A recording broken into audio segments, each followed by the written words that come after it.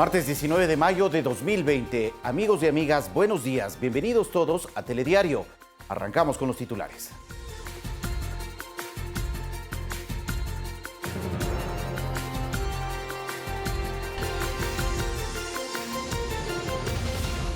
El presidente Lenín Moreno anunció en cadena nacional nuevas medidas para enfrentar la crisis económica en el país.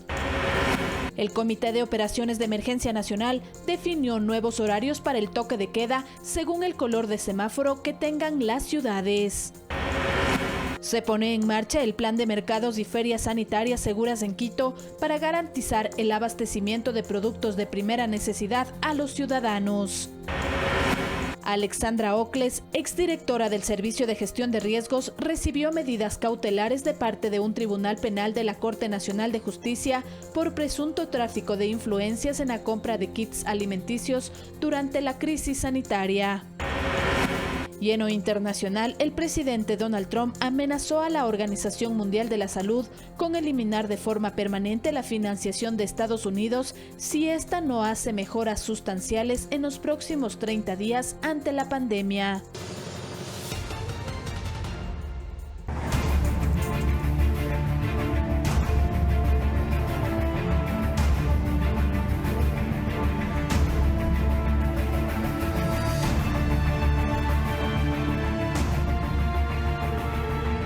El día de ayer, lunes, el Ministerio de Salud Pública informó sobre las cifras relacionadas a la presencia del COVID-19 en nuestro país. Este lunes el Ministerio de Salud informó sobre las cifras actuales de COVID-19 en nuestro país. Se reporta 3.433 pacientes recuperados, 8.789 casos con alta epidemiológica, 39.702 casos descartados, 33.582 confirmados y 2.799 personas fallecidas. Hasta el momento se tomaron 96.536 muestras entre PCR y pruebas rápidas. Las provincias que registran más contagios son Guayas con 13.097, Pichincha 2.681, Manabí 1.601, Los Ríos 1.232. También en las otras provincias del país existen personas contagiadas. El Oro 935, en Azuay 700, Santa Elena 652, 588 Santo Domingo de los Áchilas, Esmeraldas 479, Tungurahua 355, Chimborazo 308, Loja 306, Cañar 288, Bolívar 240, Cotopaxi 237, Imbabura 152, Pastaza 131, Carchi 108, Zamora Chinchipe 106, Napo 105, Orellana 97, Sucumbíos 84, Galápagos 74 y Morona Santiago 70. 7 de la mañana, 11 minutos. Y esta semana 11 cantones del país cambiarán el color del semáforo. 9 pasarán a luz amarilla y Aguarico, el cantón Aguarico, se convertirá en la primera ciudad en pasar a luz verde. El Comité de Operaciones de Emergencia modificó los horarios de toque de queda.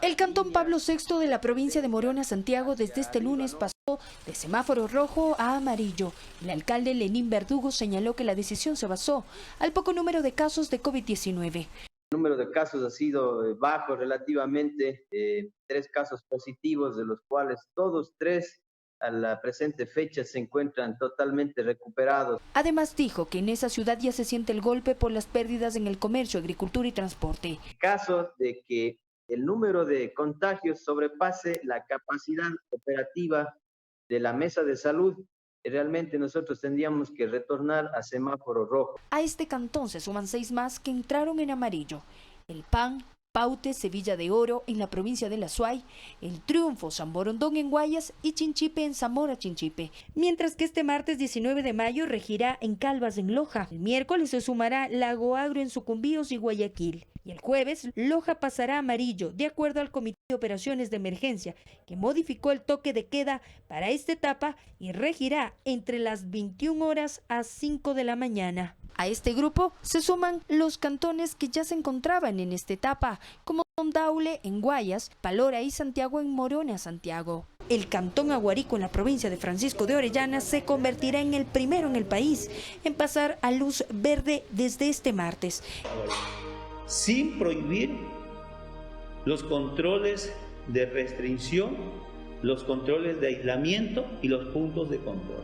Seguiremos controlando, aumentaremos, intensificaremos. En la fase de distanciamiento social con este color se reduce el toque de queda de 0 a 5 de la mañana y la circulación vehicular será de acuerdo a las placas pares e impares.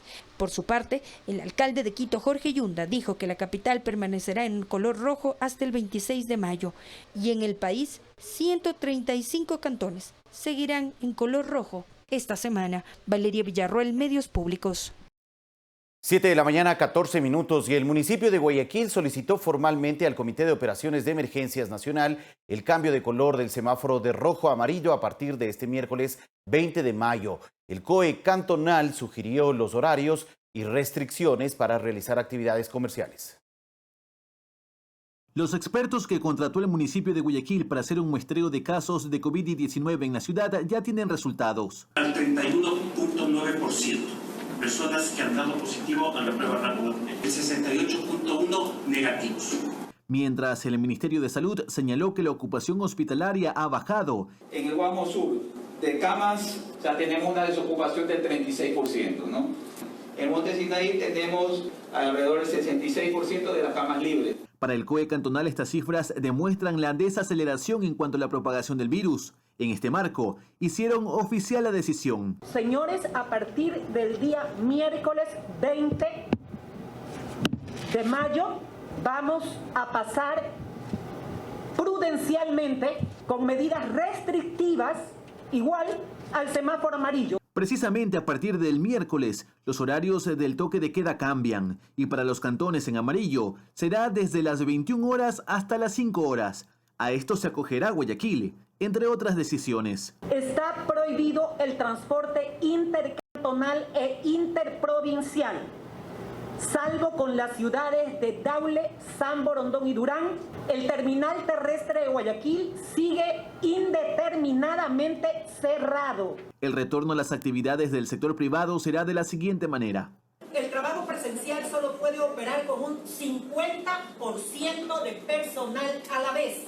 El horario para el comercio en general será desde las 10 horas hasta las 19:30. Locales previamente autorizados podrán funcionar con un aforo máximo del 30%. Y señaló que la corresponsabilidad ciudadana es vital. En manos de todos nosotros está, y hablo de toda la comunidad, que se mantenga en amarillo y vayamos progresando o que regresemos a rojo. Se mantiene además el cierre de parques, cines, malecones y centros de entretenimiento. Luis Alfredo Zúñiga, Medios Públicos. 7 de la mañana, 16 minutos. Saludamos a esta hora a César Ulloa, docente universitario, investigador y politólogo, con quien conversaremos en los siguientes minutos sobre el ambiente y panorama político y social que actualmente se está viviendo en el país y también sobre una iniciativa, Pacto Social por la Vida y Ecuador. Buenos días, gracias César por acompañarnos. Muchísimas gracias, expreso un cordial saludo a la audiencia que nos sigue con mucha atención en este espacio. También mi solidaridad, mi respeto a todas las personas que en Guayaquil y en el país están sufriendo por esta pandemia y han tenido lamentablemente que acompañar a sus familiares y a sus amistades en momentos dolorosos.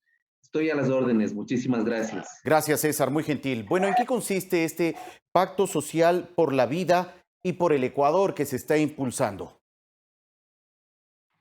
Bueno, alrededor de 40 organizaciones de la sociedad civil integradas en lo que nosotros conocemos como la Mesa de Convergencia han lanzado una iniciativa al Ecuador en el sentido de que es el momento para que ecuatorianos y ecuatorianas estemos juntos, que arrimemos el hombro.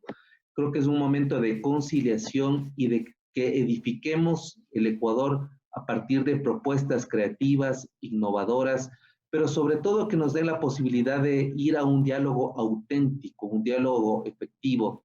Esta es una propuesta estrictamente ciudadana que tiene una perspectiva de orden incluyente, es decir, estamos nosotros todo el tiempo con los brazos abiertos para que las personas desde sus experticias en los distintos ejes que hemos identificado le demos al país una alternativa que puede ser viable más aún cuando estamos atravesando una combinación de crisis, cada una con una distinta intensidad, pero que finalmente nos pone en una situación bastante compleja, bastante difícil.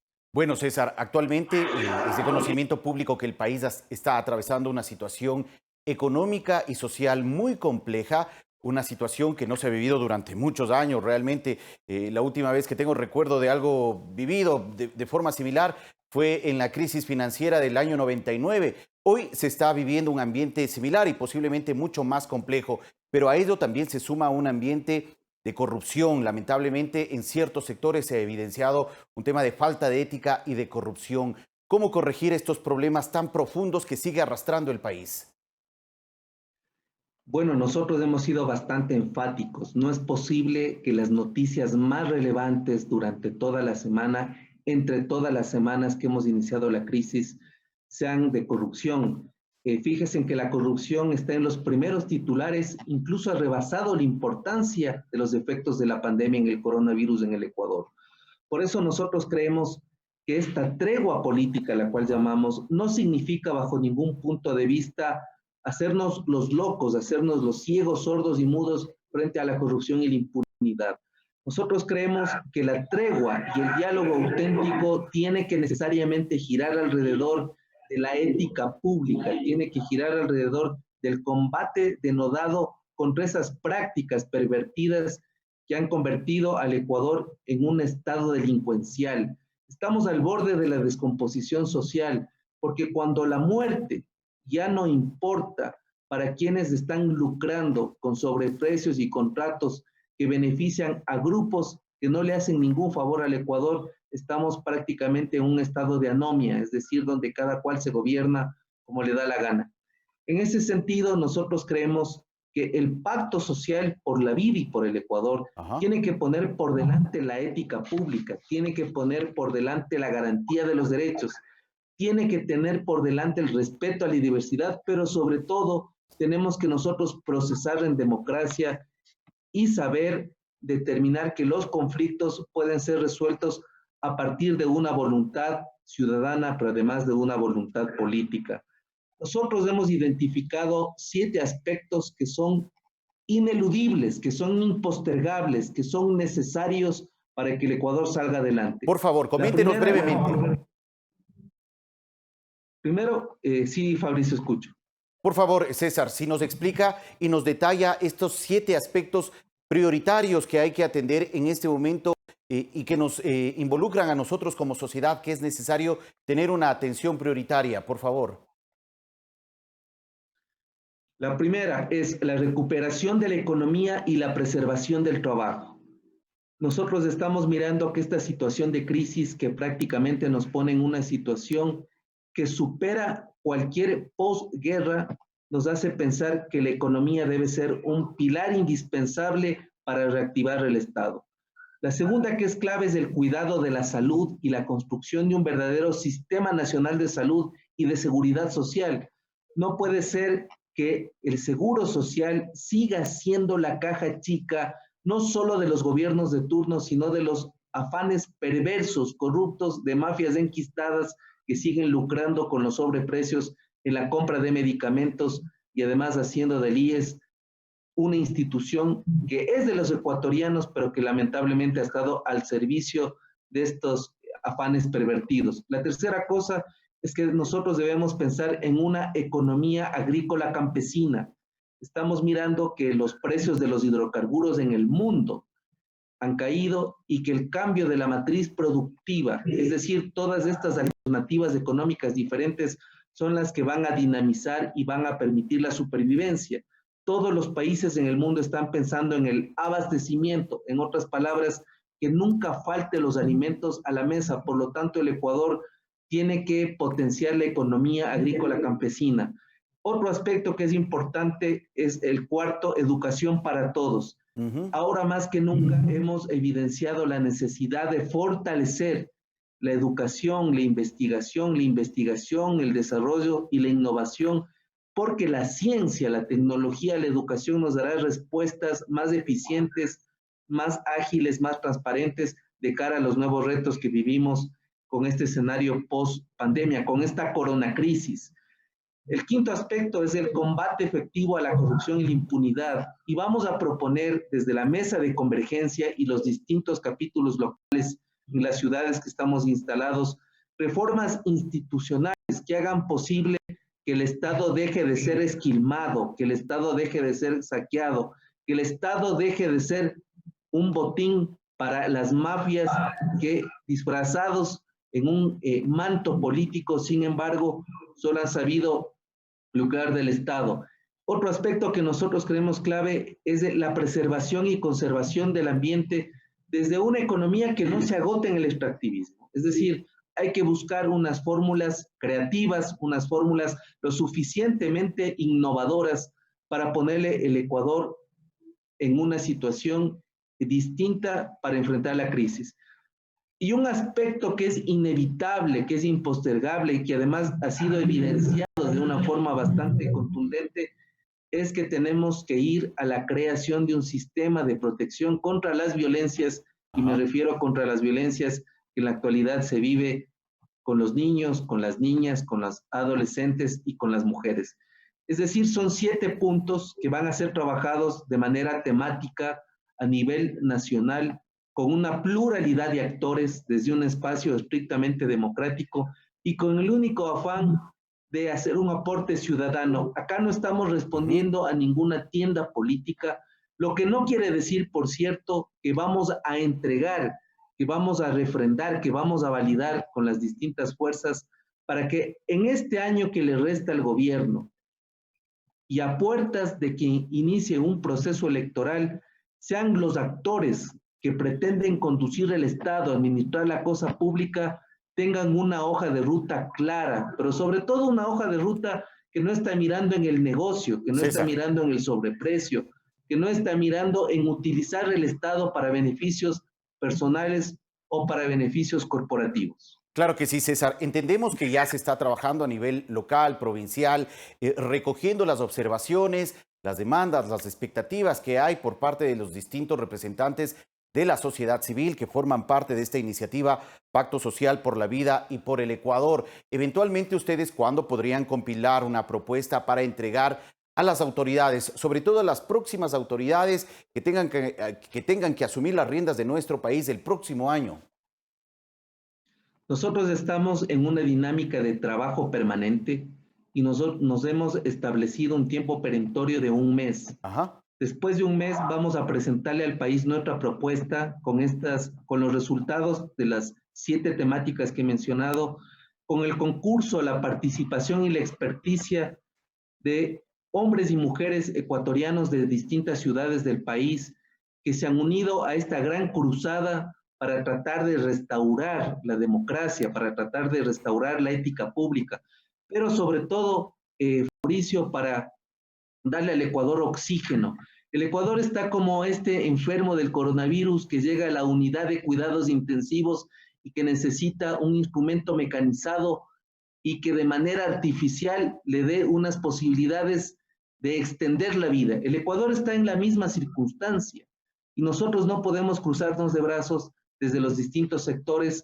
Hablo academia, hablo de los sectores productivos, hablo de las organizaciones de la sociedad civil. No podemos seguir cruzados de brazos y hacemos una invitación, porque el confinamiento no es sinónimo de inactividad.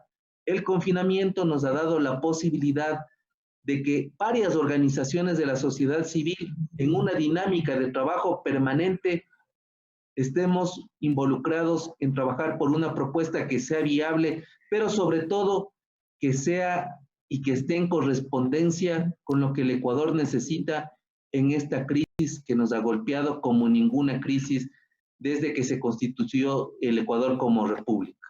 De acuerdo, muchas gracias, César, por la información compartida. Muchas gracias, Fabricio, a las órdenes. Una linda mañana. Igualmente, muchas gracias. Agradecemos al docente e investigador César Ulloa por ofrecernos información acerca de esta iniciativa impulsada con la participación también de 4 organizaciones de la sociedad civil, Pacto Social por la Vida y por el Ecuador, que busca sobre todo atender las necesidades urgentes de este país en medio de esta situación y esta coyuntura, y también plantear una agenda de crecimiento, de desarrollo para superar los problemas que estamos viviendo como nación. 7 de la mañana, 28 minutos. Vamos a hacer una pausa, regresamos en breve con más. Sigan con nosotros.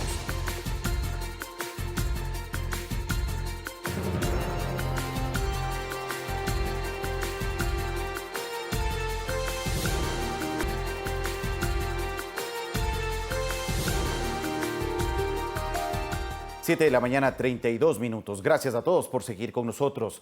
Alexandra Ocles no podrá salir del país y deberá presentarse periódicamente ante el organismo de justicia. Así lo resolvió la jueza Daniela Camacho en la audiencia de formulación de cargos en contra de la exsecretaria de Estado y de 4 personas más por la presunta contratación irregular de kits alimenticios. En medio de un estricto protocolo de seguridad y sin público presente, se efectuó la audiencia de formulación de cargos en contra de Alexandra Ocles, exsecretaria del Servicio de Gestión de Riesgos, y 4 personas más. El fiscal general subrogante Wilson Toinga participó en esta diligencia. Los acusó por el delito de tráfico de influencias en la compra de 7.000 kits de alimentos para entregar a familias afectadas por el COVID-19. Entre los elementos de convicción que presentó consta el informe con indicios de responsabilidad penal que efectuó la Contraloría a la adquisición de dichos kits, en donde se identificó posibles irregularidades en la contratación, además de un presunto sobreprecio, pues el contrato se habría suscrito por $1.1 millón, cuando el valor debió ser de $700.000. Yo estoy aquí dando la cara para poder reconstituir mi honradez, mi dignidad, y aquí estoy para demostrar que Alexandra Ocles no cometió ningún delito, que no actuó en contra del Estado ecuatoriano. Pese a que la Fiscalía solicitó la prisión preventiva, la jueza Daniela Camacho dispuso medidas alternativas, tanto para Ocles como para los otros 4 procesados, como son la prohibición de salir del país y su presentación semanal ante la autoridad competente. Además, dispuso medidas de tipo real, que tienen que ver con inmovilización de cuentas y prohibición de enajenar bienes hasta por el monto de $400.000, que es el monto estimado de la diferencia en los precios de los kits. La instrucción fiscal en este caso será de 90 días. Según el artículo 285 del Código Orgánico Integral Penal, el tráfico de influencias será penado con cárcel de 3 a 5 años. Olga Velasco, Medios Públicos. 7 de la mañana, 34 minutos. Según las autoridades, la ley de apoyo humanitario busca proteger los empleos existentes con los acuerdos entre las partes. El secretario de Gabinete de la Presidencia, Juan Sebastián Roldán, indicó que se protegerá a los trabajadores, mientras el ministro de Finanzas indicó que se busca evitar despidos. Las autoridades de gobierno consideran positiva la aprobación de la ley de apoyo humanitario, en la cual se busca que no existan más despidos y que trabajador y empleador se pongan de acuerdo para no terminar la relación laboral. Buena noticia de que vamos a tener 2 leyes que van a ser fundamentales para el futuro del país. Una para los acuerdos entre las partes, para que empleador y empleado puedan llegar a un acuerdo para bajar el número de desempleos. El secretario de Estado sostuvo que la ley protegerá a los trabajadores, que los empleadores estarán obligados a presentar los estados financieros de la empresa a sus colaboradores. No, porque la ley protege al empleado también y la ley permite que haya un control cruzado para que esto vaya hacia adelante. La norma señala que se podrá reducir la jornada laboral de 40 a 20 horas a la semana y los ingresos reducirse hasta en 45% por 2 años renovables por 2 años más. El ministro de Finanzas, Richard Martínez, dijo que se busca que no existan más desvinculaciones de personal. Se necesita en este momento la posibilidad de que empleadores, trabajadores puedan encontrar nuevos equilibrios en la relación para sostener los empleos. De lo contrario, lo que vamos a ver es mucho más desempleo, si es que no se hubiese aprobado esa ley. Habrá además facilidades de pago para las micro y pequeñas empresas y para las empresas que se mantuvieron cerradas por el estado de excepción, que no hayan podido pagar sus obligaciones con el IES en marzo, abril, mayo y junio de este año, sin multas, intereses ni recargos. Sobre esto se pronunció el directivo del sector textil, Javier Díaz. Desde el inicio de este cierre de actividades, habíamos solicitado que se nos permita diferir los pagos de obligaciones, como por ejemplo las contribuciones al IES. Esperemos que efectivamente vaya a haber esta opción de no tener recargos por demoras en los pagos. Se dará paso al contrato especial emergente y este será por tiempo definido para sostener la producción y las fuentes de ingresos. La jornada puede ser parcial o completa. 20 o 40 horas máximo, 6 días a la semana sin sobrepasar las 8 horas diarias, y la remuneración será acorde a la jornada laboral. No se podrán repartir dividendos entre los socios durante el tiempo que se aplique la jornada reducida, y si existe un despido, las indemnizaciones se pagarán sobre la última remuneración antes de la reducción de la jornada. Verónica Rivadeneira, Medios Públicos. 7 de la mañana, 37 minutos, y a esta hora el ministro de Trabajo, Luis Arturo Poveda, nos acompaña vía videoconferencia para conversar en estos minutos aquí en Telediario sobre estas decisiones relacionadas al ámbito laboral. Buenos días, ministro, gracias por acompañarnos. Buenos días, a las órdenes. Muchas gracias, ministro, bienvenido. Bueno, hace pocos minutos escuchábamos al presidente de la República en cadena nacional mencionar que en el país se han registrado al menos 150,000 empleos perdidos a causa de esta crisis económica, también profundizada por la presencia del COVID-19. ¿Estas cifras son así? ¿A qué corresponden? Y sobre todo, ¿en qué sectores se han registrado esta cifra de 150,000 empleos perdidos, ministro? Buenos días. Buenos días. Bueno, se han registrado estas pérdidas de los empleos por distintas causas, que se han terminado los contratos individuales de trabajo, pero más en el sector de turismo, florícola, las manufacturas y en general, pues en las grandes industrias ha habido la pérdida de los empleos por la terminación de los contratos individuales de trabajo.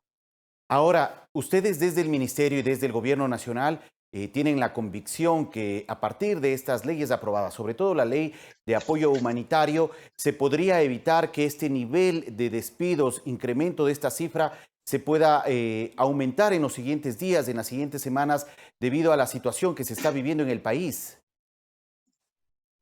Así es. Tenemos que tener muy presente que con unión y diálogo lograremos acuerdos por el bien de nuestro país. Y justamente con el proyecto de ley de apoyo humanitaria aprobada por la Asamblea Nacional, se viabiliza los acuerdos ante la crisis sanitaria, económica y social, a fin de que se ajusten a la realidad que vive nuestro país. Recordemos y tengamos presente que al Ecuador lo sacamos todos y juntos podremos reactivarnos para así salir adelante. Es necesario destacar que la ley humanitaria aprobada por la Asamblea Nacional busca preservar las fuentes de trabajo. En tal virtud, los trabajadores y empleadores podrán de mutuo acuerdo cambiar las condiciones económicas del nexo laboral. ¿Con qué fin? Con el fin precisamente de garantizar la estabilidad laboral, que es uno de los grandes compromisos del gobierno nacional, y la sostenibilidad de las empresas.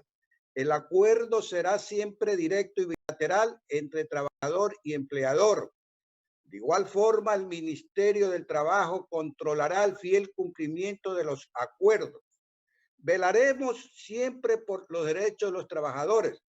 Por consiguiente, para la validez de los acuerdos, los empleadores presentarán al trabajador los estados financieros de las empresas, así como utilizarán los recursos de las empresas con total transparencia y no distribuirán dividendos ni reducirán el capital mientras estén en vigencia los acuerdos. Ministro. También debemos señalar que en este contrato, en esta ley de apoyo humanitario aprobada por la Asamblea, se estableció el contrato especial emergente, que es por tiempo definido de 2 años y renovable por una sola vez por 2 años más. Justamente, ¿para qué? Para sostener la producción, ampliaciones o extensiones del negocio, nuevas inversiones. Y la jornada será parcial o completa, con un mínimo de 20 y un máximo de 40 horas a la semana y en un máximo de 6 días a la semana. Ministro Poveda. Sin que supere por ningún motivo las 8 horas diarias. Y su remuneración y beneficios de ley serán en proporción a la jornada pactada. Ministro Poveda, ¿ustedes tienen cuantificado o pronosticado o establecido ¿cuántas empresas podrían entrar a esta modalidad del acuerdo con los trabajadores una vez que ya al menos ya ha sido aprobada en la Asamblea Nacional y luego posteriormente entre en vigor esta ley? ¿Ustedes han estimado cuántas empresas podrían acogerse a esta posibilidad de llegar a acuerdos con los trabajadores? Bueno, nosotros estimamos que las pequeñas, las medianas y las microempresas son las que más se van a acoger. Ajá. Pero esto es en situaciones justamente que se necesita sostener la producción para extender el negocio, las nuevas inversiones. Es justamente para esta situación es que se ha implementado el contrato especial permanente. Tenemos también que indicar que en la ley de apoyo humanitario también se ha establecido la reducción emergente de la jornada de trabajo, que es justamente por fuerza mayor o caso fortuito, plenamente justificado por el empleador. Ahí, en ese momento, se podrá reducir la jornada ordinaria de trabajo hasta un máximo del 50%, debiendo la remuneración del trabajador siempre no ser menor al 55% de la fijada antes de la reducción, y el aporte al IES se pagará en base a la jornada reducida. El empleador deberá y tiene la obligación de notificar al Ministerio del Trabajo el periodo de la jornada reducida y la nómina de los trabajadores. Y debemos tener en consideración que esta reducción será por 2 años y podrá renovarse por 2 años más. Ajá. Asimismo, durante el tiempo que dure la jornada reducida, las empresas no podrán repartir bajo ningún concepto dividendos. Claro que sí. Dividendos. Ahora bien, en el caso de que se produzca un despido intempestivo, es decir, una terminación de un contrato individual sin causa justa, el empleador deberá pagar la indemnización como condena y calculada sobre la última remuneración del trabajador hasta antes de la reducción de la jornada. Eso es muy importante dejar plenamente establecido. Ministro, ustedes ya han revisado parte del documento aprobado por la Asamblea Nacional. Eventualmente ustedes podrían sugerir desde el Ministerio de Trabajo un veto parcial a la propuesta planteada y aprobada en la Asamblea Nacional, ¿o están conforme a todo lo que tiene que ver, sobre todo al ámbito laboral? Bueno, le digo que de acuerdo a nuestra norma constitucional, eso le corresponde al señor presidente constitucional de la República, una vez que sea enviado el proyecto de ley aprobado por la Asamblea Nacional para que ponga el ejecútese o el veto. Entonces, y eso se encarga pues a través de la Secretaría Jurídica de la Presidencia hacer el análisis respectivo y luego pues enviar a la Asamblea Nacional. Solamente entonces esperaría que el presidente reciba el documento formalmente, revisarlo a nivel jurídico, ver si mantiene los principios y el espíritu con el cual fue enviado, y habrá el pronunciamiento del presidente de la República hasta el próximo 15 de junio. Así es, o lo puede ser antes también, exactamente, dentro de los 30 días. De acuerdo, ministro. ¿Qué responder a ciertos sectores también sociales que están inconformes con la aprobación de esta propuesta de ley? Aseguran que es inconstitucional, que eventualmente afectaría ciertos derechos de los trabajadores. ¿Qué responder a estos sectores también sociales que tienen cuestionamientos frente a la propuesta legal? Bueno, yo lo que le puedo indicar que son momentos duros que está viviendo el país, y no solamente el país, sino el mundo entero, por esta grave crisis sanitaria, económica y social, de tal suerte que tanto trabajadores como empleadores tenemos que hacer un esfuerzo, tenemos que colaborar para juntos salir adelante. Y es el momento de los grandes acuerdos que tienen que hacerse en unidad nacional, tanto en el caso laboral, los trabajadores con los empleadores. ¿Con qué fin? Con el fin de preservar la fuente de trabajo y de la sostenibilidad de las empresas. Acuerdos también que tienen que llegar entre arrendador y arrendatarios, entre deudores y acreedores. Entonces tenemos que de una y otra forma hacer grandes sacrificios. Solamente así podemos juntos todos sacar al Ecuador adelante y vencer a este COVID-19. ¿Y cómo apoyará el Ministerio de Trabajo en este sentido una vez ya entre en vigor la ley y sea publicada en el registro oficial? Teniendo en cuenta que en esta relación de acuerdo entre empleador y empleado se puede sobreponer sobre todo las intenciones y las propuestas de los empleadores sobre los trabajadores. ¿Cómo garantizar que finalmente esos derechos de los trabajadores no se vean afectados en medio de esta situación tan crítica y compleja que vive el país y la sociedad?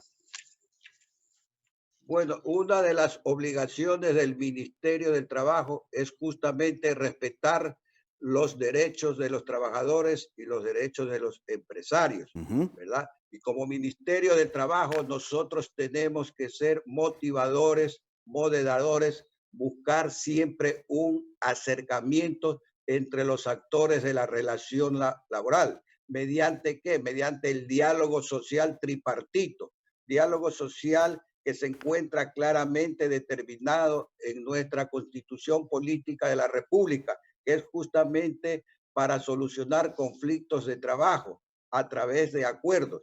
Y como ministerio nos corresponde justamente a nosotros hacer las inspecciones, las verificaciones correspondientes a fin de verificar, comprobar y exigir a los empleadores que cumplan con todas sus obligaciones determinadas en el artículo 42 del Código de Trabajo y demás leyes conexas. Ministro, ya para cerrar esta entrevista, ¿cuáles son un poco las estimaciones, las proyecciones del Ministerio de Trabajo al finalizar este año en cuanto al tema de empleo, subempleo y demás? ¿Cómo se mostrarían estos indicadores de acuerdo a las estimaciones a finalizar este año y de acuerdo a la situación que estamos viviendo? Bueno, actualmente tenemos el desempleo en 3.8, que está más o menos alrededor de 314,000 desempleados y con empleados adecuados tenemos 3.150.000, pero la cifra va a aumentar, se calcula más o menos en un 8-10% que van a perder sus fuentes de trabajo. Y precisamente con este proyecto de ley de apoyo humanitaria, con los acuerdos se va a detener la terminación de los contratos de trabajo, porque eso es justamente lo que aspira el gobierno nacional, es que se preserve la fuente de trabajo, la estabilidad laboral, porque caso contrario, pues nos abocaríamos ya a un problema de índole social y eso es lo que evita el gobierno nacional y justamente lo vamos a lograr mediante acuerdos que se está implementando en el Ministerio de Trabajo para efectos de que no se produzcan más terminaciones de contratos individuales de trabajo. ¿Pero se podría incrementar entre 8 y 10% más el desempleo? ¿Eso es lo que usted nos dice? Más o menos, yo calculo que hasta el fin de año sería entre el 8% al 10% de los que están actualmente con trabajos adecuados. Eso en número de personas, de trabajadores, ¿cuánto significa, ministro? Estamos hablando entre 220,000 y 250,000 pérdidas de empleo, pero es necesario aclarar y dejar bien establecido que con esta ley de proyecto humanitario, ¿verdad?, que tiene que ir del presidente de la República para efectos de que le ponga el ejecútese o lo vete, sí se va a detener la terminación de los contratos individuales de trabajo. Eso es muy importante. ¿Por qué? Porque el objetivo principal de estos acuerdos es justamente preservar las fuentes de trabajo, que es lo que le preocupa al gobierno nacional, que no se den por terminado más contratos de trabajo, porque actualmente en el Ministerio de Trabajo tenemos registrados entre 110,000 fuentes de trabajo que se han perdido por distintas causales. Entonces, con este acuerdo, nosotros tenemos la convicción y la seguridad que sí va a dar resultados con esta ley de apoyo humanitario. De acuerdo. Muchas gracias, ministro, por la información compartida. A las órdenes siempre. Muchas gracias, muy gentil. Agradecemos al ministro de Trabajo, Luis Arturo Poveda, por ofrecernos información relacionada a la aprobación, sobre todo de la Ley de Apoyo Humanitario en la Asamblea Nacional el fin de semana anterior y también las expectativas y proyecciones que existen desde esta cartera de Estado en cuanto al tema laboral en el país. 7 de la mañana, 52 minutos. Regresamos en breve, entrevista con el presidente de la Asamblea Nacional, César Litardo. Sigan con nosotros.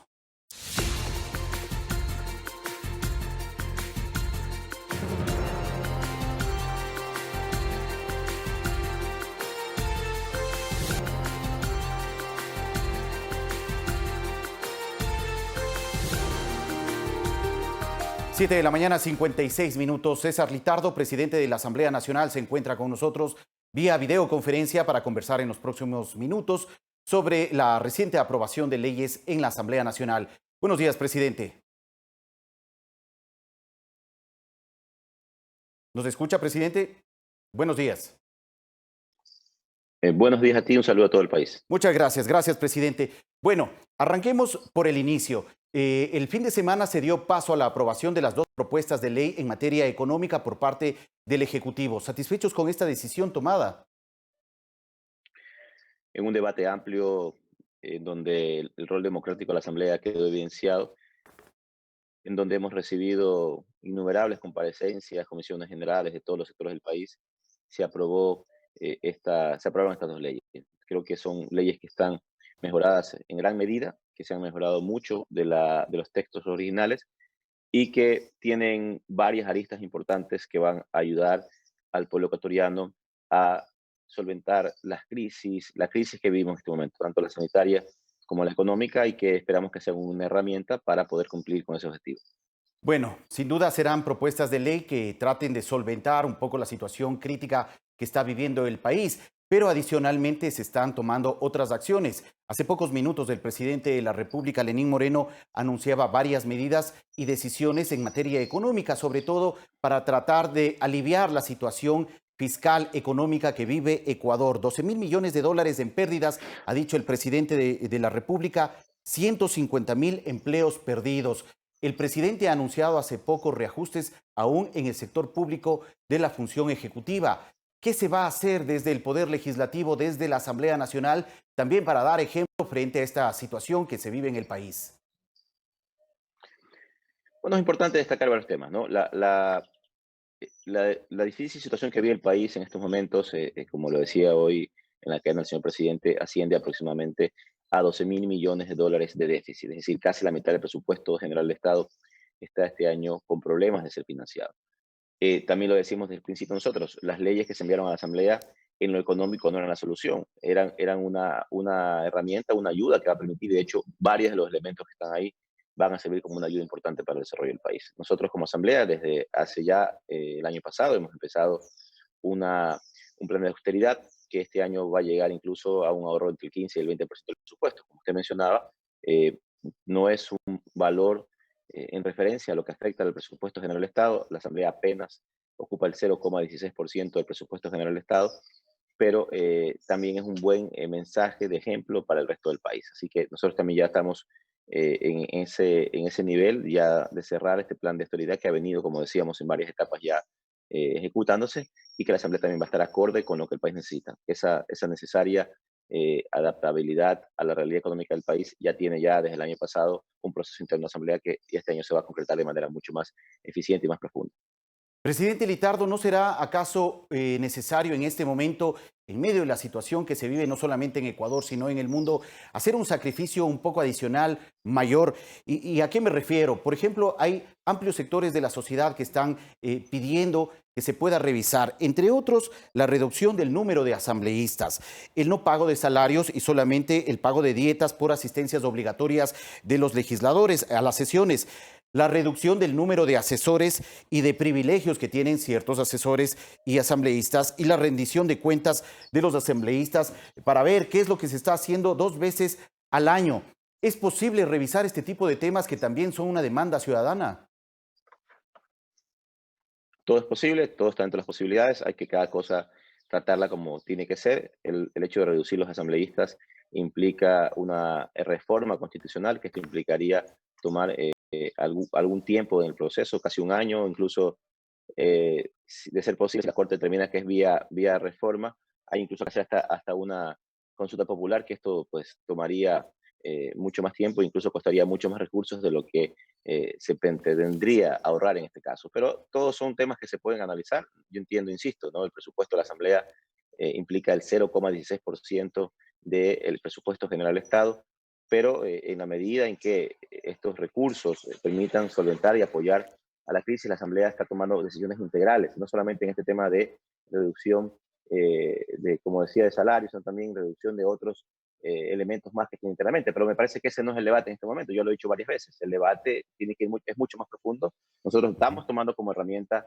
y como acción varias acciones como estas para poder hacerlo. Pero, insisto, no podemos centrarnos en debatir esto que es importante cuando lo urgente es debatir cómo solventamos la situación económica global que tiene el país. Y desde la Asamblea Nacional, ¿cómo se puede contribuir aún más para enfrentar esta situación? Un tema de fondo, como usted lo decía. Hemos dado este fin de semana, una muestra de eso. Hemos aprobado 2 leyes que tienen temas de fondo importantes. En la ley humanitaria hemos dado un gran alivio a la ciudadanía en varios aspectos, en el tema de costos de servicios básicos, que las empresas y las personas puedan reestructurar sus deudas a todo nivel, créditos a bajas tasas preferenciales con un plazo importante.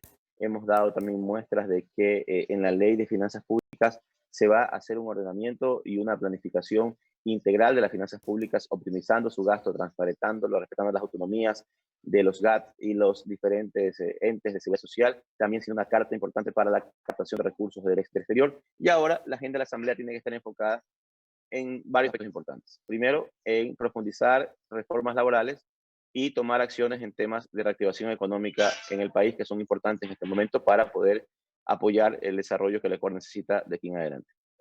Otro de los temas también que se esperan y hay mucha expectativa por parte de la ciudadanía es la tarea fiscalizadora. Durante estos últimos días y semanas se han denunciado ciertos actos de corrupción, posibles actos de corrupción que salpican a varios asambleístas. ¿Qué se va a hacer desde la Asamblea Nacional frente a este tipo de denuncias que ha saltado a la opinión pública?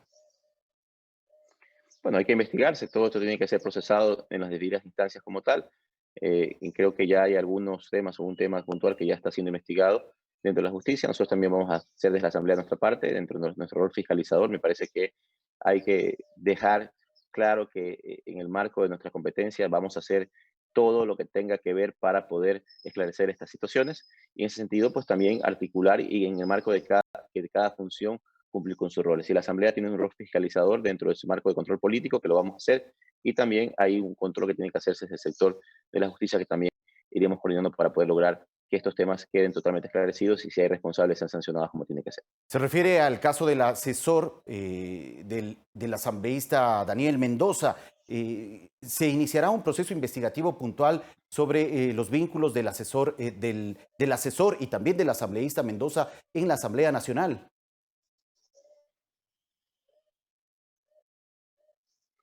Este caso está judicializado, creo que eso es importante destacarlo, ya está en etapa en donde las autoridades de justicia van a determinar la responsabilidad y las vinculaciones, nosotros también vamos a hacer internamente en la Asamblea este procesamiento, pero me parece que hay que actuar siempre en concordancia y en coordinación con las autoridades de justicia en este caso para que no haya ningún tipo de intromisión indie, que no se vaya a dar algún tipo de situación que no permita dar el caso la viabilidad que tiene que ser. Así que no vamos no va a quedar esto sin ser investigado desde nuestra instancia, lo haremos, pero en definitiva tiene que ser en el marco de cada competencia, esperando que la justicia termine de hacer su trabajo como está haciendo hasta ahora, y en ese marco pues vamos nosotros también a complementar el trabajo en la Asamblea como tal.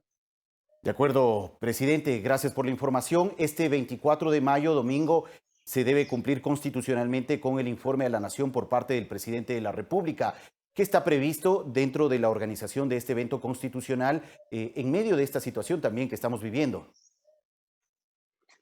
Bueno, será un informe de la Nación un poco diferente, un poco lo que estamos coordinando es que se realice de manera virtual, es decir, entiendo que el presidente hará su informe, su discurso por el informe desde el Palacio de Gobierno, nosotros estaremos en el Pleno de la Asamblea, estamos evaluando quiénes serán los que podrán participar. Entiendo que tal vez se invitará a los miembros del CAL y asimismo también pues se hará una conexión virtual con todos los asambleístas y las diferentes autoridades que van a estar presentes en este acto, más allá de que es un acto transmitido a nivel nacional por todos los medios de comunicación, pero se va a cumplir con este mandato constitucional. Vamos a adaptarlo a la realidad que tenemos en este momento y en ese sentido pues que el presidente pueda cumplir con su deber y su obligación constitucional de informar cada 24 de mayo al país de sus acciones emprendidas por el Ecuador.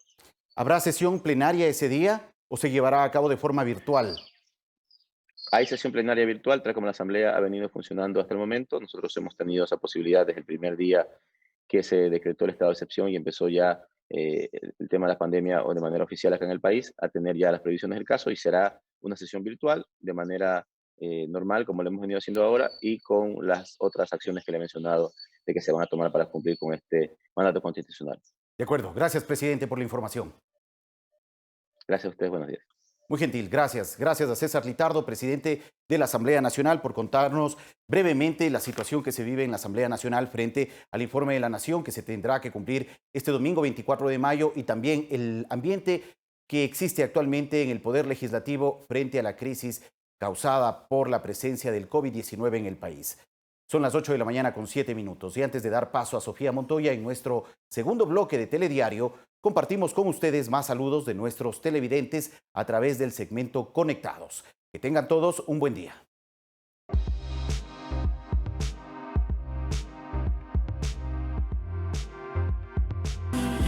Por favor, toma buenas precauciones. No es un juego el coronavirus. Tienes que usar guantes y mascarilla si es que quieres salir. Cada que entres, por favor, usa gel, alcohol, lávate las manos y bañate. Con esto no contagiamos a ninguno. No te contagies ni a ti ni a tu familia. Quédate en casa. Estoy hablando desde la provincia de Orellana, Cantón Conca. Si van a salir a la calle, debes protegerte de pies a cabeza, como tenis, leggings, guantes, buzo, mascarilla, gafas, gorra. Cuídate y cuídanos. No salgas de casa, porque cuando tú sales me vas a contagiar. Quédate en casa, no salgas de casa. Vengo a darles un mensaje. Cuídate y cuida de los tuyos, usando la mascarilla correctamente. Como lo hacemos mi amiguita y yo. ¡Chao! Yo te voy a dar un consejo. Quédate en casa en familia. Si en serio necesitas salir de casa, ponte mascarilla, guantes, gafas y una gorra. Y el traje. Si no tienes el traje, ponte tu ropa normal y unas botas. A lo que ya vengas de comprar, pon tus cosas en el lavadero y pon tu ropa a lavar. Y entrate en la ducha. No olvides cuidar tu distancia y cuando se acabe todo esto, podemos abrazar a nuestros seres queridos. ¡Chao! Para protegernos del coronavirus, tenemos que salir con mascarilla. Lávate las manos con mucho jabón y gel. Quédate en casa y cuiden a los que ustedes aman.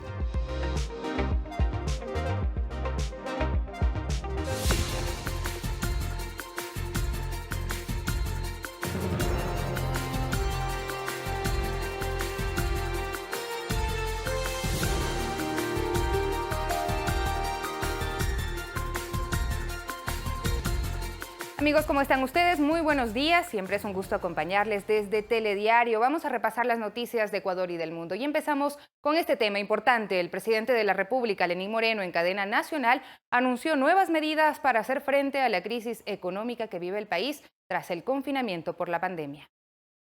Ecuatorianas y ecuatorianos, hemos tomado las siguientes decisiones. Nuevamente comenzamos por esfuerzo del sector público. Haremos un recorte de gasto público de más de 4.000 millones de dólares. En masa salarial, 980 millones. En bienes y servicios, 400 millones. En gasto de capital, 1.300 millones. En renegociación de la deuda, ahorraremos 1.300 millones de intereses. En el caso de la función ejecutiva, para cuidar la salud de nuestros funcionarios públicos, evitar aglomeraciones y para generar un ahorro, Los servidores pasarán a trabajar 6 horas diarias en lugar de las 8 de hoy y recibirán la remuneración por esas 6 horas, priorizando el teletrabajo. Se exceptúan de esta medida quienes no pueden tener ningún cambio en su horario y en su modalidad de trabajo: el personal que preste servicio de salud, policía, Fuerzas Armadas y el resto de funcionarios de seguridad. También educación tendrá un tratamiento especial. Tendrán solamente 1 hora de disminución, ya que las clases se están desarrollando de manera virtual. Por la importancia de la educación y por la trascendencia que tiene para el futuro de la patria, esta decisión nos permitirá no desvincular a ningún maestro. El Gobierno fortalecerá desde el 1 de junio la teleeducación a través de los medios públicos de plataformas tecnológicas. Hemos eliminado 43 ministerios e instituciones desde el inicio de nuestro gobierno. Ahora eliminaremos y fusionaremos 10 más. Además, vamos a eliminar 7 empresas públicas: Ferrocarriles, Siembra, Medios Públicos, Crear, Ecuador Estratégico, Correos del Ecuador y la Unidad Nacional de Almacenamiento. TAME, que ha perdido más de $400 millones en los últimos 5 años, entrará en liquidación, preservando las rutas que conectan lugares que no tienen alternativas privadas. Las empresas públicas que no se eliminan reducirán sustancialmente sus gastos. También eliminaremos el servicio de contratación de obras e inmobiliario. Queridos conciudadanos, el precio internacional de combustible ha bajado en todo el mundo, pero el sistema que tenemos no permite que la ciudadanía se beneficie de esa reducción. Este cambio nos permite bajar el precio de la gasolina extra y la Ecopaís de $1.85 a $1.75 y el precio del diésel a $1. En adelante, con la fórmula que aplicaremos, se establecerá una banda que impida que el precio de la gasolina y diésel suban drásticamente si el precio del petróleo sube. Y seguimos con más noticias. Según las autoridades, la ley de apoyo humanitario busca proteger los empleos existentes con los acuerdos entre las partes. El secretario de Gabinete de la Presidencia, Juan Sebastián Roldán, indicó que se protegerá a los trabajadores, mientras el ministro de Finanzas indicó que se busca evitar despidos. Las autoridades de gobierno consideran positiva la aprobación de la ley de apoyo humanitario en la cual se busca que no existan más despidos y que trabajador y empleador se pongan de acuerdo para no terminar la relación laboral. Buena noticia de que vamos a tener 2 leyes que van a ser fundamentales para el futuro del país. Una para los acuerdos entre las partes, para que empleador y empleado puedan llegar a un acuerdo para bajar el número de desempleos. El secretario de Estado sostuvo que la ley protegerá a los trabajadores, que los empleadores estarán obligados a presentar los estados financieros de la empresa a sus colaboradores. No, porque la ley protege al empleado también y la ley permite que haya un control cruzado para que esto vaya hacia adelante. La norma señala que se podrá reducir la jornada laboral de 40 a 20 horas a la semana y los ingresos reducirse hasta en 45% por 2 años renovables por 2 años más. El ministro de Finanzas, Richard Martínez, dijo que se busca que no existan más desvinculaciones de personal. Se necesita en este momento la posibilidad de que empleadores, trabajadores puedan encontrar nuevos equilibrios en la relación para sostener los empleos. De lo contrario, lo que vamos a ver es mucho más desempleo, si es que no se hubiese aprobado esa ley. Habrá además facilidades de pago para las micro y pequeñas empresas y para las empresas que se mantuvieron cerradas por el estado de excepción, que no hayan podido pagar sus obligaciones con el IES en marzo, abril, mayo y junio de este año, sin multas, intereses ni recargos. Sobre esto se pronunció el directivo del sector textil, Javier Díaz. Desde el inicio de este cierre de actividades, habíamos solicitado que se nos permita diferir los pagos de obligaciones, como por ejemplo las contribuciones al IES. Esperemos que efectivamente vaya a haber esta opción de no tener recargos por demoras en los pagos. Se dará paso al contrato especial emergente y este será por tiempo definido para sostener la producción y las fuentes de ingresos. La jornada puede ser parcial o completa, 20 o 40 horas máximo, 6 días a la semana sin sobrepasar las 8 horas diarias y la remuneración será acorde a la jornada laboral. No se podrán repartir dividendos entre los socios durante el tiempo que se aplique la jornada reducida y si existe un despido, las indemnizaciones se pagarán sobre la última remuneración antes de la reducción de la jornada. Verónica Rivadeneira, Medios Públicos.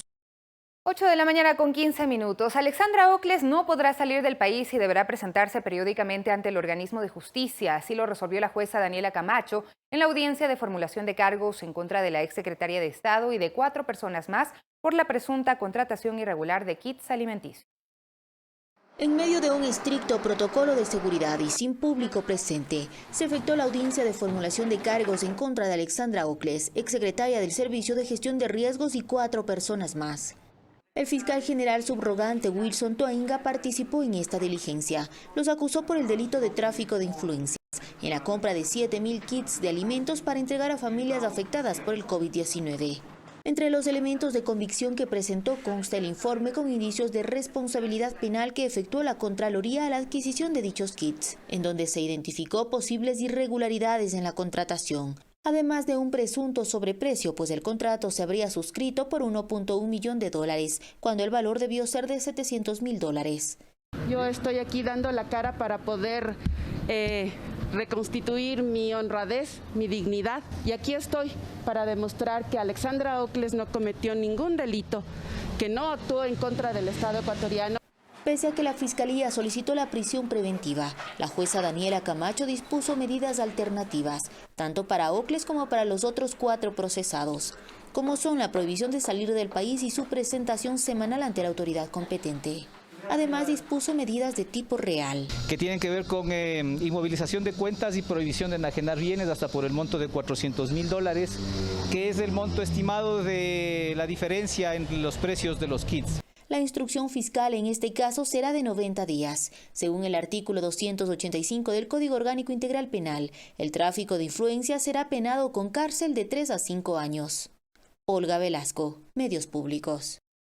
Y para el frente económico, las universidades públicas deben continuar con sus ajustes presupuestarios, ya que están identificados gastos que no corresponden a garantizar la excelencia en la academia. Este es su punto de vista.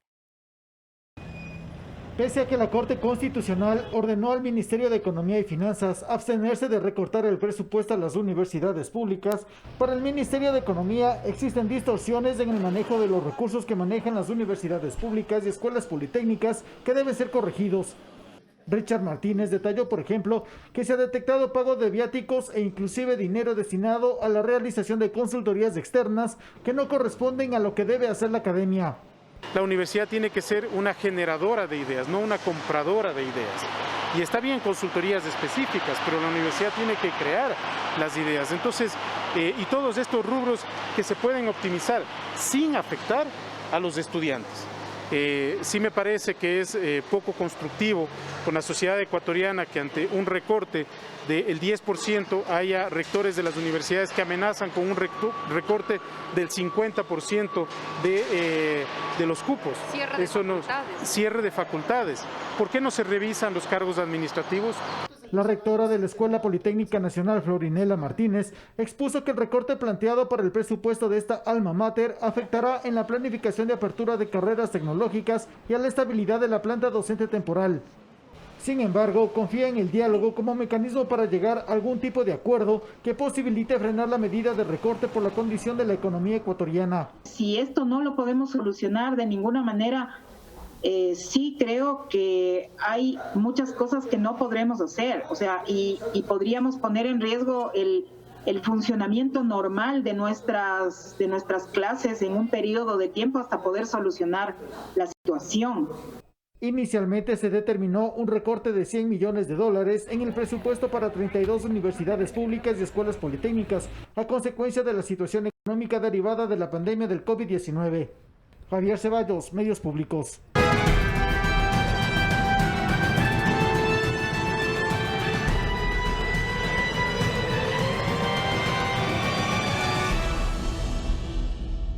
Varias campañas de desinformación se han registrado durante el gobierno del presidente Lenín Moreno y la actual emergencia sanitaria no ha sido la excepción. Por redes sociales circula un sinnúmero de noticias falsas y descontextualizadas.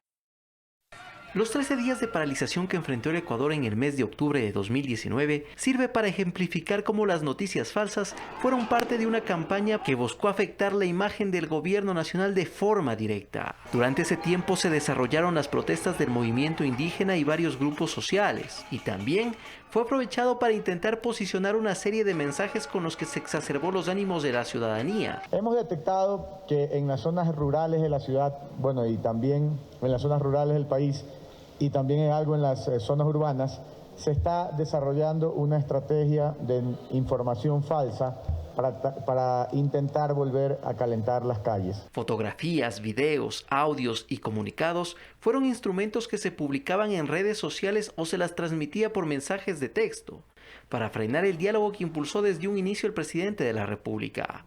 Luego de lograr una marcha pacífica, se usan las redes sociales y la información falsa para inflamar el ánimo de los manifestantes. Eso se logra controlar al día siguiente y al día siguiente empieza un ataque sistemático a la moral de la policía.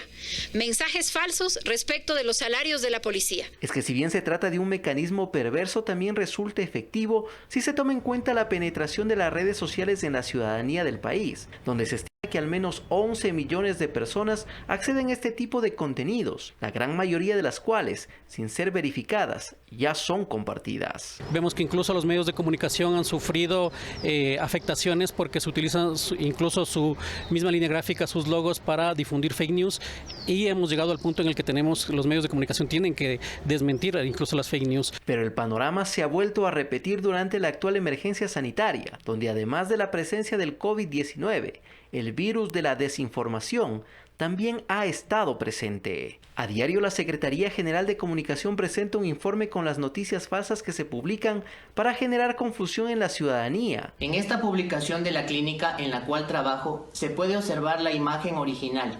Por tanto, cualquier atribución que se me haga en este sentido es completamente falsa. El proceder es el mismo. Decretos que no son oficiales, fotos falsas, videos descontextualizados, son difundidos como si fueran reales, con el único propósito de afectar la labor que en realidad se ha desarrollado para enfrentar la pandemia. Que si recibe una información que no sabe si es cierto, pues entonces no la compartan, ponlo en cuarentena para evitar ser cómplices de esa desinformación. Los niveles de desinformación llegaron al punto que el gobierno ecuatoriano debió denunciar ante la delegación de la UNESCO la realización de una campaña con intereses planificados, que solo han buscado magnificar la crisis sanitaria que enfrenta el país. Alex Llanos, Medios Públicos.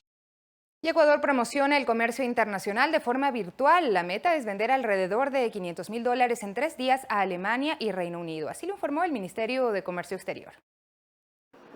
El Ministerio de Comercio Exterior, con el fin de promocionar el comercio internacional del país y mitigar los efectos negativos del COVID-19, entre el 18 y 21 de mayo realizará la rueda de negocios virtual Ecuador Open Business, que buscará crear oportunidades de comercio entre las empresas exportadoras ecuatorianas e importadoras de Alemania y Reino Unido. Se busca generar ingreso de divisas y promover la dinamización de la economía nacional. La iniciativa fue diseñada por el Viceministerio de Promoción de Exportaciones e Inversiones y las oficinas comerciales en Hamburgo y Londres, que coordinan la participación de empresas ecuatorianas en eventos internacionales. En la rueda de negocios virtual multisectorial se contará con la participación de 10 potenciales compradores de Alemania y Reino Unido y 64 exportadores ecuatorianos de frutas no tradicionales, productos pesqueros, alimentos procesados, confecciones y sombreros de paja toquilla.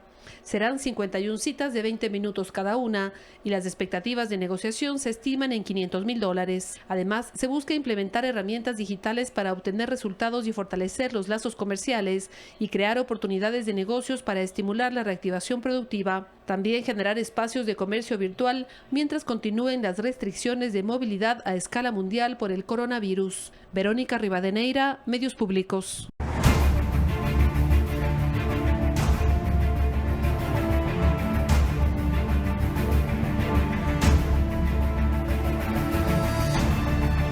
Esta semana 11 cantones del país cambiarán el color del semáforo, 9 pasarán a luz amarilla y Aguarico se convertirá en la primera ciudad en verde. El Comité de Operaciones de Emergencia modificó los horarios de toque de queda.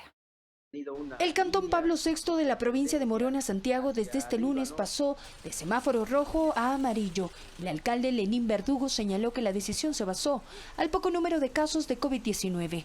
El número de casos ha sido bajo relativamente, 3 casos positivos, de los cuales todos 3 a la presente fecha se encuentran totalmente recuperados. Además dijo que en esa ciudad ya se siente el golpe por las pérdidas en el comercio, agricultura y transporte. En caso de que el número de contagios sobrepase la capacidad operativa de la mesa de salud, realmente nosotros tendríamos que retornar a semáforo rojo. A este cantón se suman 6 más que entraron en amarillo: El Pan, Paute, Sevilla de Oro en la provincia de La Suay, El Triunfo, San Borondón en Guayas y Chinchipe en Zamora Chinchipe. Mientras que este martes 19 de mayo regirá en Calvas en Loja. El miércoles se sumará Lago Agro en Sucumbíos y Guayaquil. Y el jueves, Loja pasará a amarillo, de acuerdo al Comité de Operaciones de Emergencia, que modificó el toque de queda para esta etapa y regirá entre las 21 horas a 5 de la mañana. A este grupo se suman los cantones que ya se encontraban en esta etapa, como son Daule en Guayas, Palora y Santiago en Morona, Santiago. El cantón Aguarico en la provincia de Francisco de Orellana se convertirá en el primero en el país en pasar a luz verde desde este martes, sin prohibir los controles de restricción, los controles de aislamiento y los puntos de control. Seguiremos controlando, aumentaremos, intensificaremos. En la fase de distanciamiento social con este color se reduce el toque de queda de 0 a 5 de la mañana y la circulación vehicular será de acuerdo a las placas pares e impares. Por su parte, el alcalde de Quito, Jorge Yunda, dijo que la capital permanecerá en color rojo hasta el 26 de mayo y en el país 135 cantones seguirán en color rojo esta semana. Valeria Villarroel, Medios Públicos. 8:26. El municipio de Guayaquil solicitó formalmente al Comité de Operaciones de Emergencias Nacional el cambio de color del semáforo de rojo a amarillo a partir del miércoles 20 de mayo. El COE cantonal sugirió los horarios y restricciones para realizar actividades comerciales. Los expertos que contrató el municipio de Guayaquil para hacer un muestreo de casos de COVID-19 en la ciudad ya tienen resultados. Al 31.9%. Personas que han dado positivo a la prueba rápida, el 68.1% negativos. Mientras el Ministerio de Salud señaló que la ocupación hospitalaria ha bajado. En el Guamo Sur, de camas, ya tenemos una desocupación del 36%, ¿no? En Monte Sinaí tenemos alrededor del 66% de las camas libres. Para el COE cantonal, estas cifras demuestran la desaceleración en cuanto a la propagación del virus. En este marco, hicieron oficial la decisión. Señores, a partir del día miércoles 20 de mayo vamos a pasar prudencialmente con medidas restrictivas igual al semáforo amarillo. Precisamente a partir del miércoles, los horarios del toque de queda cambian y para los cantones en amarillo será desde las 21 horas hasta las 5 horas. A esto se acogerá Guayaquil, entre otras decisiones. Está prohibido el transporte intercantonal e interprovincial, salvo con las ciudades de Daule, San Borondón y Durán. El terminal terrestre de Guayaquil sigue indeterminadamente cerrado. El retorno a las actividades del sector privado será de la siguiente manera. El trabajo presencial solo puede operar con un 50% de personal a la vez. El horario para el comercio en general será desde las 10 horas hasta las 19:30. Locales previamente autorizados podrán funcionar con un aforo máximo del 30%. Y señaló que la corresponsabilidad ciudadana es vital. En manos de todos nosotros está, y hablo de toda la comunidad, que se mantenga en amarillo y vayamos progresando o que regresemos a rojo. Se mantiene además el cierre de parques, cines, malecones y centros de entretenimiento. Luis Alfredo Zúñiga, Medios Públicos. Y el sector de la construcción se reactiva en Daule, provincia de Guayas. En la parroquia La Aurora, las inmobiliarias reprogramaron la entrega de obras y poco a poco retoman sus actividades con las debidas normas de bioseguridad. La expansión de las urbanizaciones en Daule cada día va en aumento. En La Aurora, uno de los mayores proyectos inmobiliarios es Ciudad Millennium, un parque empresarial que impulsará el sector comercial en la zona, con inversión extranjera por $80 millones y que puso su primera piedra en noviembre del año pasado. Junto a este también se tenía previsto construir para el primer trimestre del 2020 el Hospital Metropolitano de Daule, obras que han tenido que ser reprogramadas por la crisis económica del coronavirus. Definitivamente entre uno de los sectores que más se contrae el momento de una crisis económica, pero es uno de los sectores que más fuentes de empleo genera, y lo comparo mucho al sector agrícola, al sector turístico. El sector de la construcción es un sector motor que dinamiza la economía y necesitamos juntos arrimar el hombro no solo para concluir obras, sino para reconstruir la economía del país. A pesar de que Daule está en semáforo amarillo, solo se permite trabajar con el aforo limitado de su capacidad. En un principio, la construcción generaba 280 plazas de empleo directa y 600 de forma indirecta. Hoy solo pueden trabajar con 60 personas. En los actuales momentos hay una baja de productividad. Tenemos alrededor de 62 trabajadores que están trabajando actualmente. Una decisión que hemos tomado junto con la constructora que hecho cargo de la obra. Los empleados cuentan con todas las medidas de bioseguridad impuestas por el COE nacional, como expreso, comedor, implementos sanitarios e incluso tienen un departamento médico donde se realizan pruebas de COVID-19. Por primera vez se le hace un examen de sangre COVID y cada 10 días se le hace controles. Si se detecta que algún trabajador está infectado, confinamiento en casa, para que cumpla un protocolo de medicación y también cumplimos con los salarios, con el sueldo semanal mientras el tiempo que esté en reposo en casa. Hacen una limpieza y una fumigación general de toda la obra, el túnel de seguridad, la toma de temperatura diaria a la entrada y a la salida de todos los trabajadores. La empresa ha sido un pilar fundamental porque en plena emergencia lo sustentó, aún no estando elaborando, ellos cumplieron con nuestro sueldo. Mariuxi Buenaño, Medios Públicos. Y se pone en marcha el plan de mercados y ferias sanitarias seguras en Quito para garantizar el abastecimiento de productos de primera necesidad en los centros de abasto de la ciudad. Se aplican medidas sanitarias para evitar además el contagio del COVID-19. La apertura paulatina de todos los centros de comercio cerrados por la emergencia sanitaria es parte de una planificación enmarcada en protocolos de bioseguridad ya aprobados por el COE nacional. El mercado de Carapungo, ubicado en el norte de Quito, es un ejemplo del cumplimiento de lo establecido. Acudan con confianza, con absoluta confianza en estos centros de abasto, ya que aquí la higiene, la salubridad es lo primero lo que estamos haciendo prevalecer. Porque la desinfección del mercado y del calzado, por ejemplo, es una condición prioritaria, así como la colocación de señalética para marcar la distancia entre usuarios, guías unidireccionales, entre otros detalles que modificaron el ritmo del mercado. Nos han hecho los exámenes, tenemos un aseo bastante bueno. Quiero que vengan los clientes aquí con mucha confianza, que aquí está todo limpio, todo en orden. Les pedimos de la manera más especial que por favor cuiden de su salud viniendo a nuestro mercado, ya que tenemos todos los medios de seguridad. Y así lo entienden los usuarios, que saben que el riesgo se incrementa en un mercado informal, sin regulaciones ni los cuidados debidos. Afuera me da mucho miedo, precisamente por la contaminación, entonces vengo acá al mercado.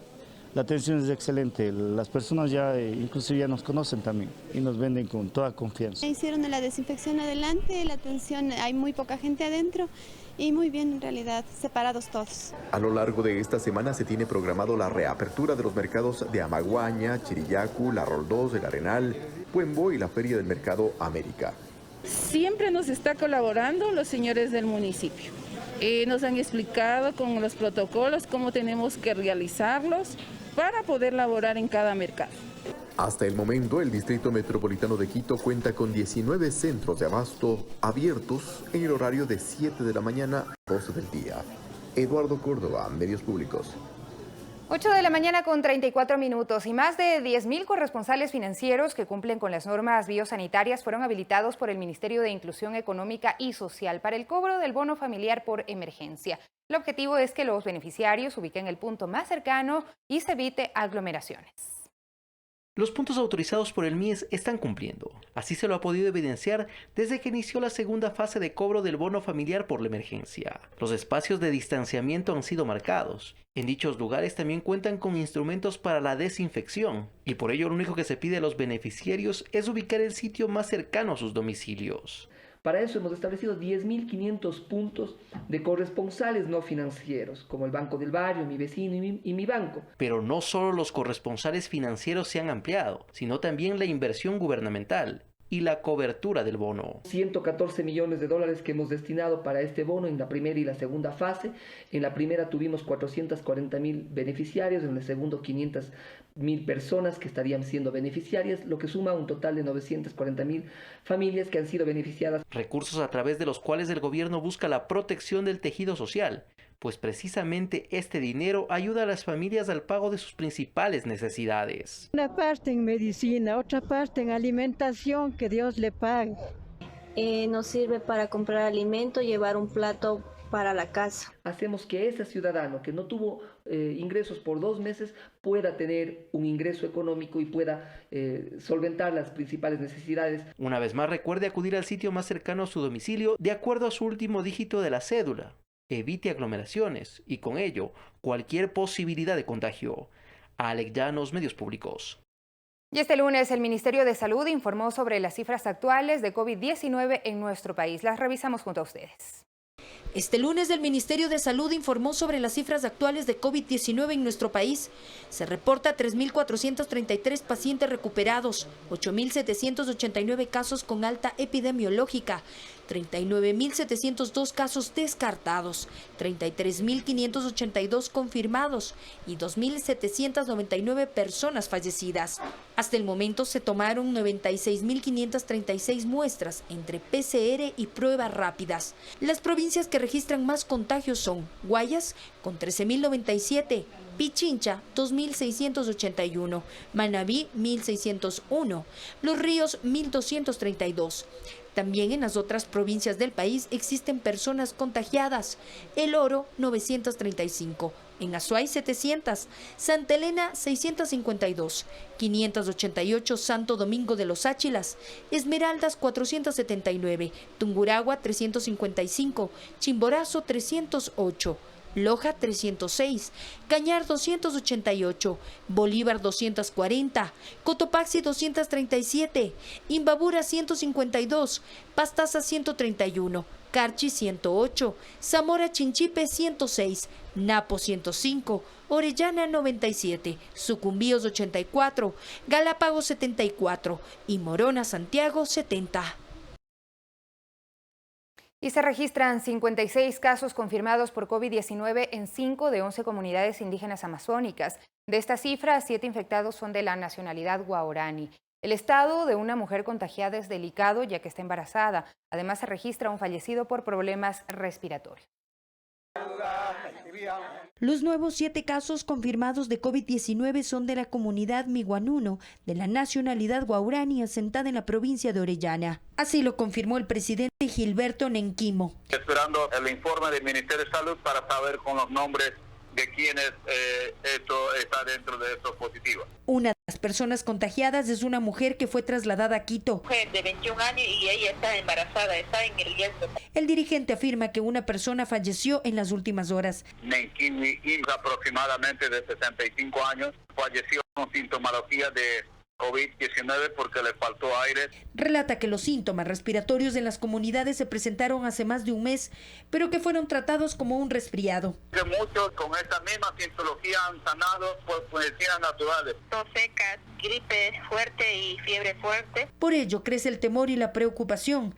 Afirma que hay otras personas que presentan sintomatología relacionada a la pandemia en 6 comunidades más de la nacionalidad, que comparten territorios en las provincias de Pastaza, Orellana y Napo. Los abuelos mayores sí están en peligro porque jóvenes pueden enfermar y pueden recuperar. Casa adentro, los dirigentes investigarán cómo se pudo originar el contagio. Podría ser por tema petrolera, también por irresponsabilidad de mi propia gente por acudir a la urbanización, puede ser también. Hacen un llamado para que los galenos se desplieguen y atiendan a los enfermos y para la distribución de kit de alimentos en los pueblos indígenas para evitar que salgan de sus casas. No necesariamente está llegando, o sea, esto en la parte que tiene que ver con raciones, pero tampoco con el tema de pruebas. Mucho está concentrado en los sectores urbanos. Desde que inició la emergencia sanitaria, de acuerdo a la Confederación de Nacionalidades Indígenas de la Amazonía, 56 casos han sido confirmados por coronavirus y 5 personas han muerto.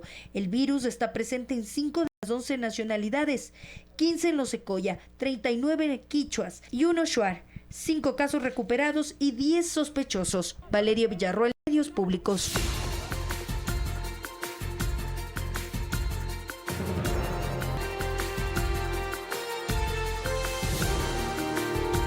Estamos de regreso. 64.000 estudiantes de 91 colegios del régimen Costa y Galápagos iniciaron las clases virtuales este lunes. El resto lo hará el 1 de junio.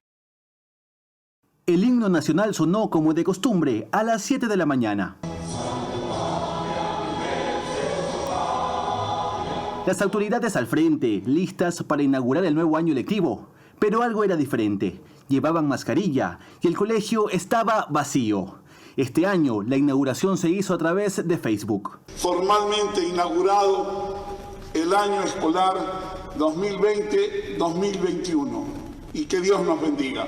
Este fue el caso de la Unidad Educativa Lemas en Guayaquil, uno de los 91 colegios autorizados para iniciar clases de manera virtual en la costa, como parte de la nueva normalidad. También hubo algunas instituciones que no cumplieron con los requisitos y no se les permitió empezar hoy. Era muy importante el acuerdo económico con los padres. Más de 64.000 estudiantes iniciaron clases virtuales este lunes. 64 de los 91 colegios se ubican en Guayaquil, Durán y San Borondón y afirman estar listos para atender a los estudiantes. Hemos cambiado de modalidad.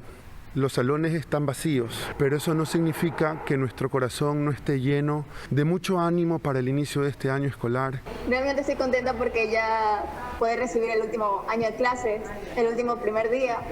Estoy emocionada. 87 de los colegios que iniciaron son particulares. Estas instituciones sí podrán pedir o cobrar libros, pero en PDF. No se puede pedir libros de texto físicos, ni tampoco útiles escolares, mientras dure las clases no presenciales. En redes sociales, los padres de familia expresaron su deseo de que, pese a las circunstancias, todo salga bien para sus hijos, pues hay que adaptarse. Confiamos en que este proceso sea un esfuerzo mancomunado y logremos el éxito. El resto de unidades educativas iniciarán el 1 de junio en el régimen Costa. Luis Alfredo Zúñiga, Medios Públicos. Y el Comité de Operaciones de Emergencia de Piñas en la provincia del Oro ayudará al retorno del menaje de casa de algunos jóvenes que estudian en otra ciudad del país. Este proyecto beneficiará a más de 1.000 estudiantes de este cantón que ya no pueden pagar un arriendo fuera de su localidad. Los estudiantes universitarios del régimen Costa que viven fuera de sus ciudades natales están preocupados porque la crisis sanitaria les agarró en vacaciones y muchos de ellos actualmente se encuentran en las viviendas de sus padres, pero pagando arriendos y con todas sus pertenencias en las ciudades de estudios.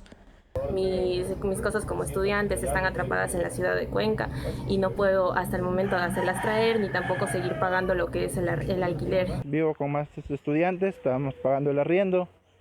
Por el momento la señora nos rebajó un poco, pero no tanto. Conscientes de esta realidad, el Comité de Operaciones de Emergencias del Cantón Piñas en la provincia del Oro apoyará a los jóvenes con el traslado de su menaje de casa, así como sus dispositivos tecnológicos que les permita seguir estudiando. En lo que tiene que ver al menaje o a sus muebles, todo lo que tengan, ellos pueden hacer el transporte en un vehículo que les coincida con el pico y placa. Sin embargo, hay padres de familia que también quieren que sus hijos regresen a sus casas con estrictas normas de seguridad, ya que no pueden seguir manteniéndoles en otras provincias. Pasaría al departamento que tienen mis suegros en la parte de atrás de la casa. Y la persona o las personas que retornan sí tendrían que seguir o cumplir con el protocolo obligatorio que es con el aislamiento o la cuarentena. Según el gobierno autónomo descentralizado del Oro, un 65% de estudiantes tuvieron que abandonar su ciudad natal para continuar con sus estudios. María Elena Vaca, Medios Públicos. Y el presidente estadounidense Donald Trump amenazó con sacar a su país de la Organización Mundial de la Salud si ésta no hace mejoras sustanciales en un lapso de 30 días. El mandatario tuiteó imágenes de una carta dirigida al director de la OMS, Tedros Adhanom, donde enumera lo que, según él, son ejemplos de los fallos cometidos por el organismo internacional durante la pandemia, incluido ignorar los primeros informes sobre la aparición del virus. Prefiero no hacer una declaración hoy, les daré mi postura en algún momento en el futuro, pero elijo no hacerlo. Creo que han hecho un trabajo muy triste en el pasado periodo y una vez más Estados Unidos les paga 450 millones al año. China les paga 38 millones al año y son una marioneta para China, están centrados en China para decirlo mejor, pero son una marioneta de China. Y varios países avanzan en el desarrollo de la cura contra el COVID-19. En las últimas horas, una empresa de biotecnología de Estados Unidos anunció resultados positivos de una vacuna. Un laboratorio británico prometió entregar 30 millones de vacunas para septiembre en caso de tener resultados positivos, mientras que China indicó que si logra una inmunización será un bien público. La empresa estadounidense de biotecnología Moderna, financiada por Washington, anunció resultados muy preliminares pero alentadores para su vacuna experimental contra el coronavirus en 8 voluntarios, antes de los ensayos a gran escala previstos para julio. Estos datos provisionales de la fase 1, aunque tempranos, demuestran que la vacuna con ARNM1273 provoca una respuesta inmune de la magnitud causada por una infección natural, dijo el director médico de Moderna, Tal Sark, a través de un comunicado. La farmacéutica británica AstraZeneca desarrollará una capacidad de hasta 30 millones de dosis de la vacuna contra el coronavirus para el Reino Unido. En primera instancia será para septiembre y se ha comprometido a suministrar 100 millones de dosis este año, en caso de que la fórmula que está siendo estudiada tenga éxito. La vacuna que se está desarrollando en la Universidad de Oxford recibirá una financiación de 79 millones de dólares, informó el secretario de Negocios del Reino Unido, Alok Sharma. La inoculación ya se está estudiando en humanos y podría alcanzar una fase de última etapa a mediados de este año. Mientras que el gobierno chino aseguró que las vacunas que se consigan desarrollar contra el COVID-19 estarán disponibles como bien público global con el fin de que sean accesibles para todos los países en desarrollo. Fernanda de la Bastida, Medios Públicos. 8:50. Les contamos que las naciones europeas dejan atrás el confinamiento y retoman paulatinamente sus actividades. El comercio se reactiva, así como el turismo y las actividades escolares. Con cifras cada vez más bajas de afectados por coronavirus, varios países europeos retornan a la normalidad. Este lunes en Italia, el 70% de los pequeños comercios como bares, tiendas, restaurantes y peluquerías reanudaron sus actividades bajo estrictas medidas de seguridad luego de casi 2 meses de cierre. Sí, hemos abierto hoy. Estamos probando aún. Estamos solamente con preparativos porque trabajo no hay. El turismo también se reactiva. La Basílica de San Pedro de Roma recibió a un limitado número de visitantes, mientras las ceremonias religiosas volvieron a los templos. De igual forma, la Acrópolis y otros 200 sitios arqueológicos en Grecia reabrieron sus puertas. El número de visitantes no podrá superar los 2.000 y todos deberán usar mascarilla, además de respetar el distanciamiento social. Cuidamos nuestros monumentos culturales que reciben millones de visitantes cada año. Al mismo tiempo estamos tomando todas las medidas necesarias para proteger la salud de quienes vienen a Grecia y juntos lo lograremos. Mientras tanto, países como Austria y Bélgica dieron un paso más al reactivar las actividades académicas presenciales. El retorno se realiza de manera gradual y acatando las medidas de seguridad dispuestas por sus gobiernos: distanciamiento social, uso de mascarilla y lavado de manos frecuente. Lo primero que vamos a hacer es escuchar a nuestros alumnos. Vamos a hablar de emociones, de cómo han vivido estos 2 meses de confinamiento. Vamos a enseñarles cómo habituarse a esta nueva forma de ir al colegio. Coralía Pérez, Medios Públicos.